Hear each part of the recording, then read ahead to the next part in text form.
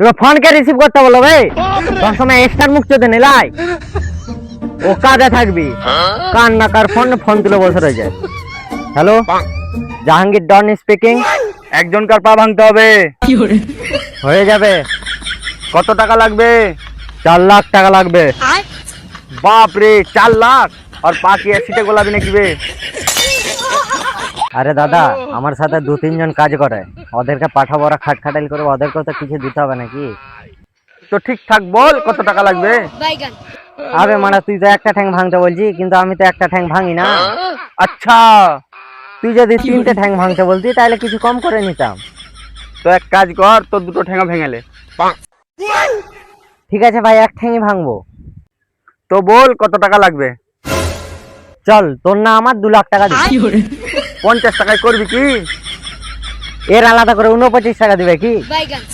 হ্যাঁ ঠিক আছে, যা দেবো। হ্যাঁ তাইলে ঠিক আছে।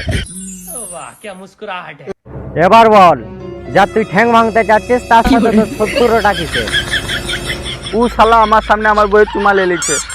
বস, কালুয়াও আমার সামনে আমার বউকে চুমা লিয়েছিল। তাহলে তো তোমারও রক্ত ফুটেছিল। না, আমার রক্ত ফুটেনি, আমার আব্বার রক্ত ফুটেছিল, আমি তো ওখানেই 300 টাকা নিয়ে নিয়েছিলাম। আবে তাহলে 300 টাকায় তোর বাইরের ইজ্জতটা বিক্রি করে দিলি। আবে না না, বিকেল বেলা আবার 30 টাকা নিয়ে এসেছিল। হ্যালো হ্যালো হ্যালো, ওরা আমাকে পাগলা চোদা ভাবছে নাকি বে? আবার তুই টাকা চিনি না।